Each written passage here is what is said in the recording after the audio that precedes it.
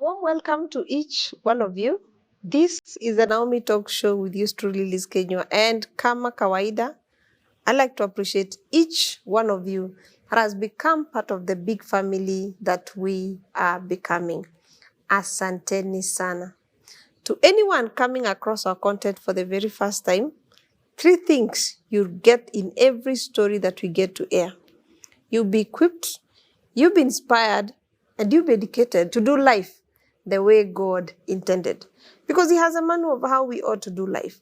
And this is a place we get to dissect the hows to do life so that we don't have to go through life crisis after crisis, but be able to navigate and manage where we need to learn how to manage. So sit back, relax, and get ready to learn. My guest today is not new. We have been here in a different discussion, and we want to pick up look at it differently, and especially for for people raising children below 5 years, well, just around there. Kuna kakitu sumbua wazazi tana, kanaitwa temper tantrums. Mtoto anakuonyesha kivumbi pale kindergarten, kwanza ako kaface ka kindergarten hivi and below. You feel helpless. You feel the world is coming to an end. It's like they're taking you on a guilt trip. Like, were you ready for this? Were you ready to be a mother? Were you ready to parent? Do you have the skills? Do you have what it takes? So the lady, I've said she's not new to us. I'm sure atatupatia hacks kwa wale ambao mko kwa hiyo face. Mnashindwa ni how, what am I not getting? We are here to discuss about the hacks, how to hack temper tantrums in your child, managing them as a parent, because the child is not supposed to manage you. I want to repeat, the child is not supposed to manage you. It is you as the parent, the adult in this relationship, who is supposed to know how to manage and to apply these hacks, especially when it comes to managing their temper tantrums. So karibu sana. Thank you so much. I'm sure you had introduced yourself, but for the sake of our viewers who are new here, please introduce yourself. Okay, Yes. Thank you. My name is Faith Thuo. I am a disciple of Jesus Christ. I love the Lord. I am a mother of 2, 4 and 3-year-olds. So I'm at the core of tantrums. Yeah, I'm also a psychologist practicing, and it's a pleasure to be here. So sasa utakuwa unatuongelesha from experience na from a psychologist point of view. And this is very nice. Kwanza hapo kwa experience. Hapo. Wanasemanga experience is the best teacher. Temper tantrums, why do they even happen in the first place? Tantrums are normal. Breathe in, breathe out. They are normal. For all children. All children. So if your child is not having tantrums, then we will question. Because they are doing what they are supposed to be doing, which is growing up. And growing up is part of, or rather tantrums is part of growing up. They are not misbehaving? No. Okay. They are not. Why? Because children, there's a part of our brain that is responsible for regulating emotions. And this part is not grown in infants, in toddlers. It keeps growing as we grow. So it would be so wrong of us to expect children to be logical. Yeah. Because it's not in their system to regulate themselves. They don't even know what is happening. They are as confused as you are when we are asking them, sasa unataka nini? Wako hapo hata mimi sijui nataka nini. Yeah. So really, it's part of growth. And it's normal. Yes. Okay, it is normal. But are there instances where it can be like a red flag? Yes. it can get to a point where now it's just not the normal tantrums, it's meltdowns. What's the difference? The difference is that tantrums are a cry for some help. Yes. I don't know how to say I want water. So I throw up Yeah. for you to understand that I need water. Or my diaper is soaked. I need a diaper change. But meltdowns are as a result of a lot of extreme dysregulation. And this happens especially with children who are neurodivergent. Yeah, children who are not they have neurodevelopmental issues. Yes. So they struggle a lot with regulation, their nervous system. So they tend to have meltdowns. Meltdowns, there's nothing they want. Hakuna shida. They just start throwing up and jumping and crying. And now, regardless of how much you try to cool them, meltdowns can go for so long. You've done everything you want, you think, but it's not calming this child. And now if it gets to a point where they start to self-harm,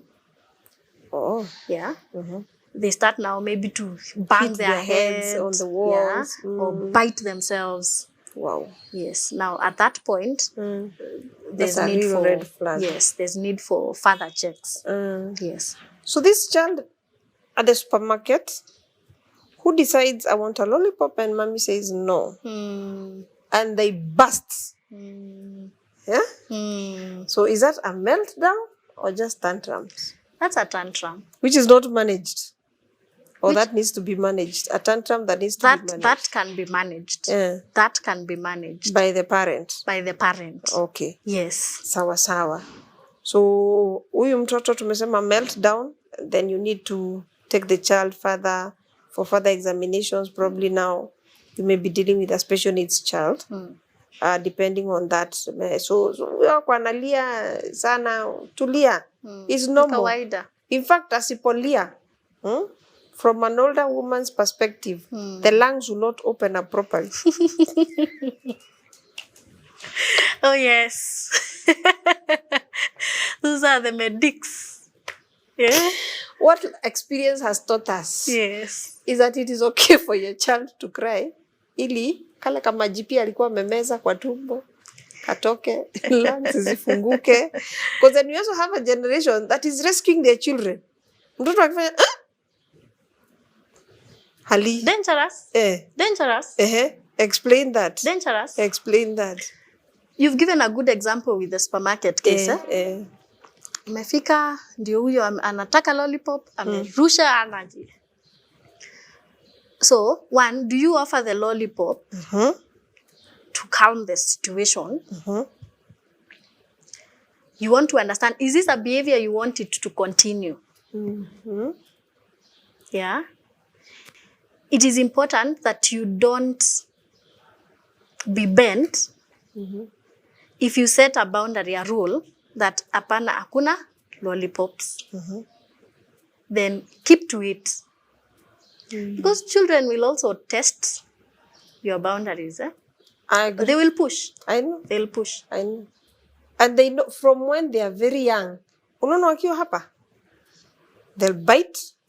And then anakuangalia. Kwanza anaacha kunyonya. Takes a pause, looks at you to see utadu. So depending on how you respond, the next time they feel the urge to bite, then they'll be like, hey, I still remember. I still remember. But then we also treat them like they have memory loss. So we are not able to follow through and be firm, as you're saying. Okay. Sawa. Kako hapa, you were saying, I think I interrupted your thought of your thought plan pattern, but you're saying we need to be firm. Yes. What else do we need to do? So we need to be firm. And secondly, this is a supermarket. Yes. watu wote wanakuangalia. Imagine. And the public shame can overwhelm you as a parent. And you feel the urge to want to quickly pacify.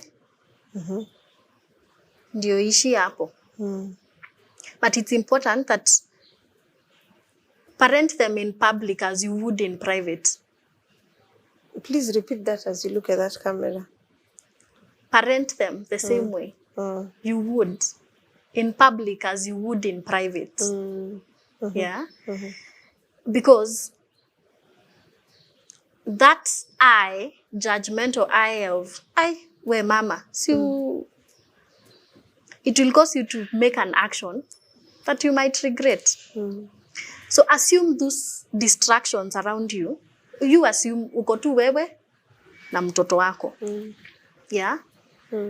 Help them regulate themselves. The issue about tantrums, by the way, most of the case, it is escalated because the parent is not regulated. That is one of the hardest lessons I have had to learn as a parent.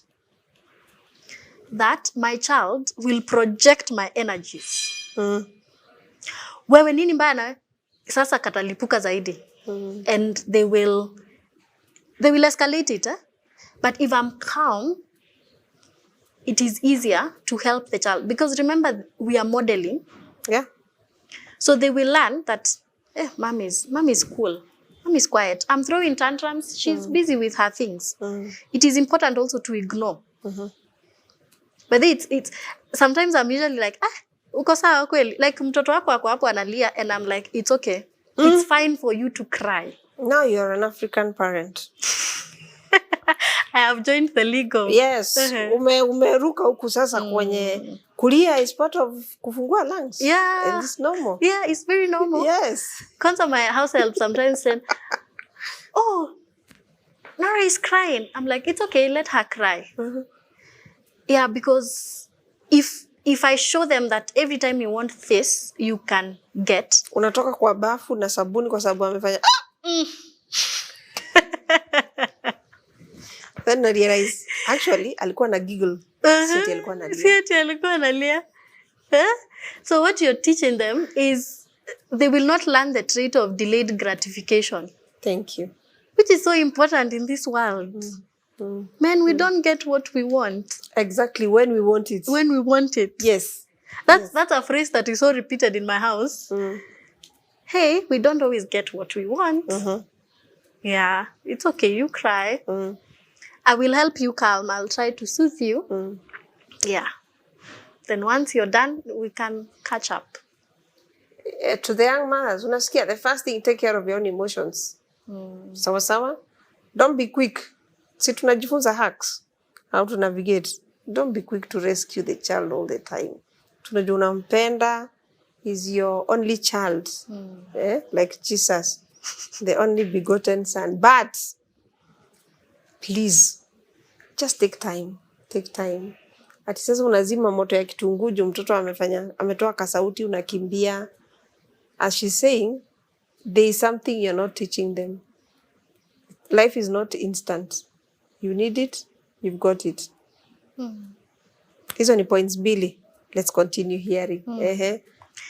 Then it's important to teach them emotional language. What is emotional language? Help them learn to express themselves. Yeah. How are they feeling? And reflect that even in your conversations. As they're crying, I see you're really sad. I see you're frustrated because I have not offered you this.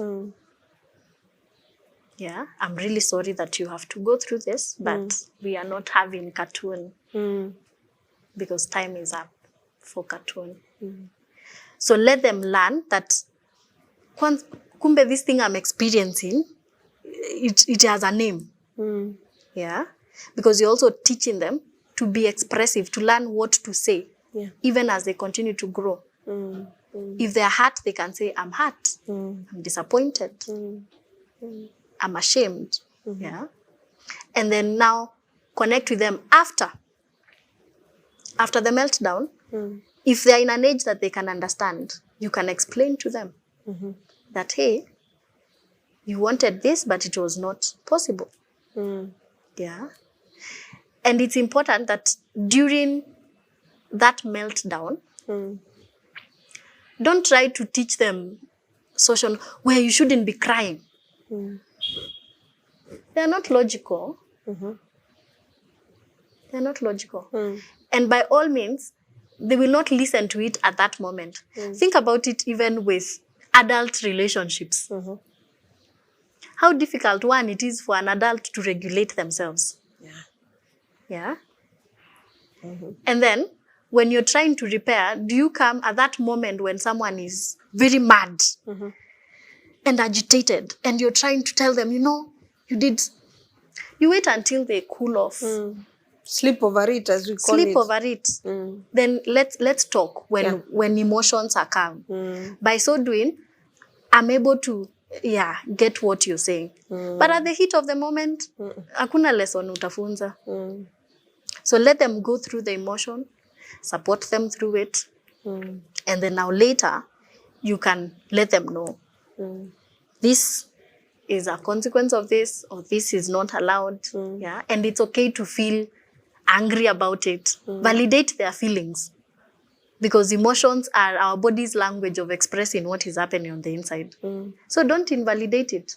Don't say, no, you shouldn't get sad or angry about that. Hiyo ni kitu ya kusumbua. Hiyo ni kitu ya kukasirisha. Amechukua toi yako. We kuwa mwanaume bwana. Mbona unalialia? Yes. Yeah. Wanaume ni sugu bwana. Wanaume wanasemanga Kukangangare. Kangumu. Something like that. And imagine how you're telling a 4-year-old. So again, you're imprinting in them that emotional expression, it's not my thing. I need to conceal how I feel. Which is a very dangerous thing. Yeah. You need to validate how they feel, but help them regulate. It's okay to validate the emotions, but it's not okay to act a certain way because I'm angry. Yes. You beat everyone. Hapana, hiyo tutakataa. Utachapa mtu, lakini kusikia vibaya ni sawa. Wewe sikia tu vibaya. Yeah. Niko na swali. I think when we were growing up, we also had tantrums, but they were managed differently. Na slippers ama mwiko.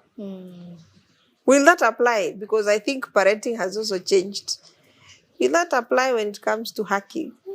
Not always, of course. Will it apply when you have to hack these tantrums? There are times when kuchuna kidogo would help to know this child to be aware that, because remember age kidogo 0 to 3 usi mtu we can talk. Saa ingine the logical part haijadevelop kabisa. Haijadevelop, yeah. But saa ingine tunawabeba mayai sana that we also want to talk to a 2-year-old.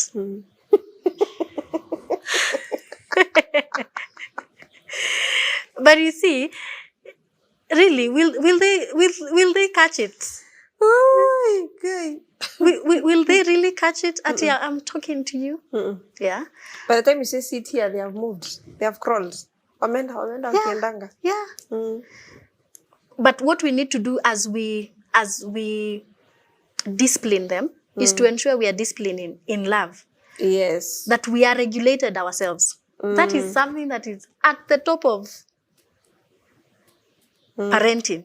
Regulate yourself. Because sasa hiyo sasa ati I'm trying to help you kukunyorosha hiyo sasa ndo tunaona watu wanachapa watoto hadi wanaanza bleed na maalama na unaanza kusema unajua sisi tulilelewa hivi. Yeah. So once you're regulated, you're not coming because you're so emotional and beat about it and you slap them. Then you realize, hiyo imeingia sana.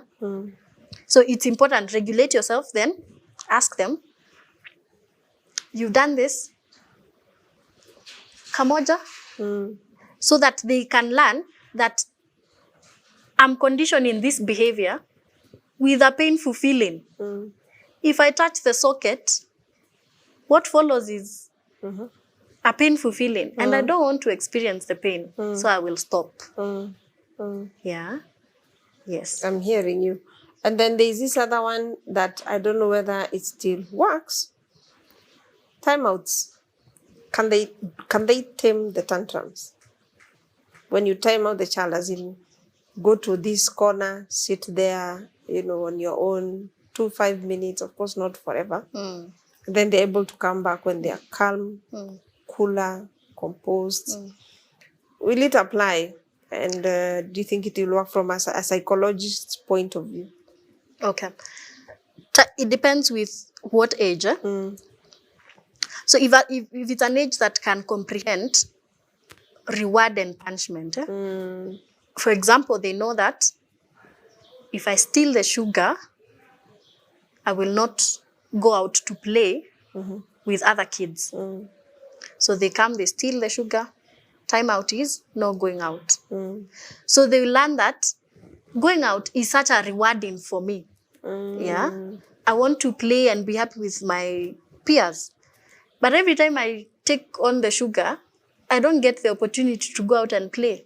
So that can serve to help them realize that, hey, this behavior comes with this punishment. And so I do not want to miss out. So because of that, it helps. But at the same time, as we time out, let's also reward positive behaviors. Yeah. If today they wake up and they spread their bed, or they wake up and they're able to collect their toys, reward them for that. So that they also learn that good deeds pay. They get noticed and they pay. Right. There's also payment for not doing the good deeds, which is kareka uchungu atasikia. Tantrums, my friend, hii kitu imesumbua wamama kwa makanisa, kwa malls. Because I know there are some mothers who even are afraid of going with their children to church. Because they feel out of control, so helpless. They had a terrible experience. And so they opt, acha kwanza mtoto akae home, nisiende naye church. And if I have to go, I am over prepared, I'm over cautious, I am over... So we began by saying it is normal for your child to have those tantrums. If they did not, then iko shida mahali. Then know the difference between the tantrums and the meltdowns and look out for, of course, those red flags. And then know how to manage them by beginning with yourself. Managing you. And that's a place of self-care for the mother. Because when you come out wounded and bleeding, you are most likely to do horrible things that you go like, I really wish I never did this. And they can damage the child.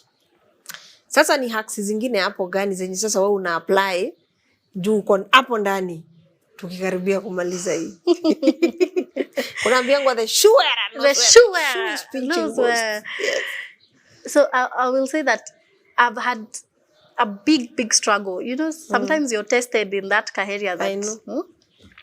With my firstborn, who is a bit neurodivergent. So he had the meltdowns. Oh dear. Those ones. You talk of tantrums. No, they are meltdowns. This person will start to cry. You will try to calm them. You will try to... You will call someone else to support, but they still cannot. Yeah. It is very important to, what you've said, take care of yourself. Not once, not twice, I've found myself thinking, oh God. I remember one night, he cried nearly the whole night. Wow. And I went to the washroom and I told God, I'm done. I'm done. That's the need, the place of having support. Yes. Especially if you have a partner, the need for working together as a team. Because when I try and I'm tired, please help. Let me take a breather. And that really helps. The other thing that I came to notice is that at some period in his life, he was abused by a nanny. So that's where really a lot of changes happened. And it was a short span of 1.5 months. That nanny stayed for 1.5 months. And by the time I'm realizing, because she left in a very funny way, she just woke up and left. You're better off. If their son was not left at home, you should be grateful. They live in very dramatic ways. Oh, yes. So now when she left, I was like, how would this woman? And she was mature, Maki, she was 50s. So I knew I'm safe. Uko na mama. Huh? Well, that story for another day.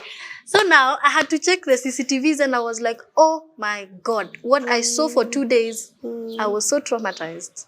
I had to resign my permanent job to be there for this child because I understand the impact. We've just discussed about childhood trauma. Yes. And it really disturbed my heart that, hey, I'm helping people out here and mine has just been exposed. So I had to, call it quits and be there. And by the way, that has significantly helped my son.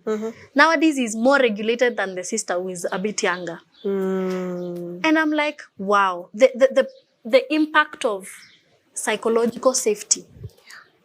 Because back then, after that experience, he would have severe anxiety attacks. Huyo mtoto angenishika and you try to calm him, you can feel the signs of like he's feeling danger. Yeah. But he can't express it. So that really caused some meltdowns and some tantrums. But for the period I've been there with him, he no longer has the breakdowns. He's now he interacts well with other kids. So realizing the gap. You see, every parent has a unique experience. It's important that you don't compare yourselves with mama so-and-so. Yeah. Because that period I went through a disturbing moment of, I'm feeling deep within me, I need to be here with this child. But the society won't expect me to be at work. No, actually, when we meet with you, it's like, so what are you doing nowadays? Yeah. Where are you nowadays? At home. Huh? Right. And, I checked through a number of people and they're like, these children will grow. You don't leave your work. But that thing really disturbed my heart until I was like, apana sasa, I have to understand my situation is unique. Please don't compare yourself with others. Thank you. Yeah. Deal with your child's situation uniquely as it deserves. Because remember, the time is limited. Very true. Man, you're smart. Woo! You're smart. And I want to assure you, for the decisions you've made concerning your children, your family, if we meet again 10 years from now, you'll have no regrets. Right. That one you can take to the bank. No regrets. They're pricey, of course. They're very expensive. And I'm saying that because a few months ago, I hosted a gentleman on why there's a disconnect at the family level. And he said their son, who is about 16, when he was doing his birthday, he was asked, what's the best thing that you can say has happened in your life so far? And he said, it's me coming home and being sure that I'll find mom here. And whatever I have to say, she's there to listen to me. That's the best thing in his life. Not the vehicles, not the gadgets you bought, not the things. The thing he says he values most for his 16th is that I'll find mom home, waiting for me. And even if I have anything happening, she will listen to me. So that's why I'm confirming to you. Your decision is not a waste of time. Sure. Whoa, we have to end this. And to every mother, this is one to say. We want to say to you, stay strong. Ni ka face tu kanapita, ka season hivi. Najua mtoto akipiga nduru saa zingine unasikia, to pull your hair.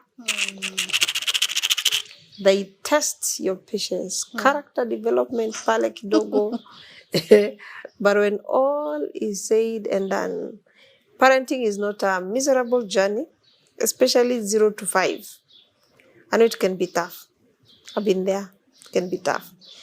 But it's not supposed to be miserable. That's why we are bringing you this guest to tell you it is normal, it is okay for your child to behave the way they are behaving, and there are ways you can get around it for the two of you to be able to coexist as you grow. Na kila siku we used to say, mtoto hajaekelewa mawe, ana grow. And every day they are moving out of your hands, out of your house. Slowly they'll be on their own. What are you doing today that will produce that kind of an adult you want to see out there? So manage those tantrums. Don't let the child manage you. Don't let the tantrums manage you as a mother. God bless you. See you next time.